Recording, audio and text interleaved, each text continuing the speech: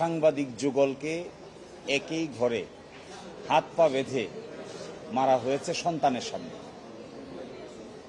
কিন্তু আজ প্রায় 14 হয়ে গেল, তার কোনো রহস্য আমাদের দেশের আইন শৃঙ্খলা বাহিনী উদ্ঘাটন করতে পারছে না। আমার বিবেচনায় এর চাইতে বড় ফেইলিয়ার, ব্যর্থতা জগতে আর দ্বিতীয়টি থাকতে পারে না।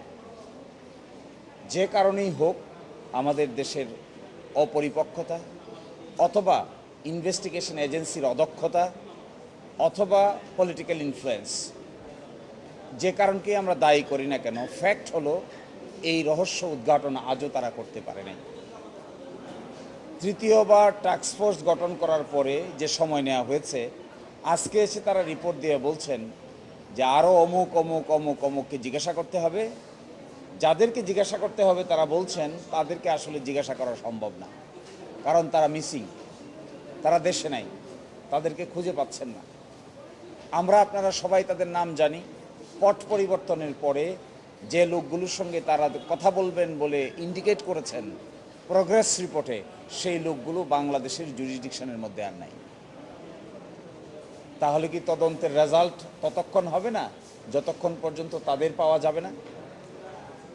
যাদের কথা তারা এখানে বলছেন, তারা তৎকালীন হোম মিনিস্টারের সঙ্গে তারা কথা বলতে চান, তৎকালীন আইজিপির সঙ্গে তারা কথা বলতে চান, তৎকালীন র্যাবের ডিজির সঙ্গে তারা কথা বলতে চান, তৎকালীন একজন আপনাদেরই একজন বিখ্যাত সাংবাদিকের সঙ্গে তারা কথা বলতে চান। এই যে কথা বলতে চান, তারা তো মিসিং, তারা তো নাই, তারা তো বাংলাদেশের সীমার মধ্যে নাই। মারা গেছে এবং 4-5টা জায়গায় তারা কতগুলো না না না না বলেছেন, তার সবটুকু আমি এখন বলতে পারছি না। তার মধ্যে উল্লেখযোগ্য বলেছেন যে তারা এখনো মোটিভ খুঁজে পান নাই, ক্লু খুঁজে পান নাই, কেন তাদেরকে হত্যা করা হলো। দাম্পত্য কলহ বলছেন না, ব্যবসায়িক দ্বন্দ্ব বলছেন না, পেশাজীবী কোনো কাজ বলছেন না, জমি জমার কোনো বিষয় বলছেন না। তাহলে কি? So this is surprising for all of us যে এই ধরনের ঘটনা এই দেশে ঘটবে, কিন্তু শেষ পর্যন্ত সকলেই ব্যর্থতার পরিচয় দিবে। This is appalling, surprising, heart pouring, painful.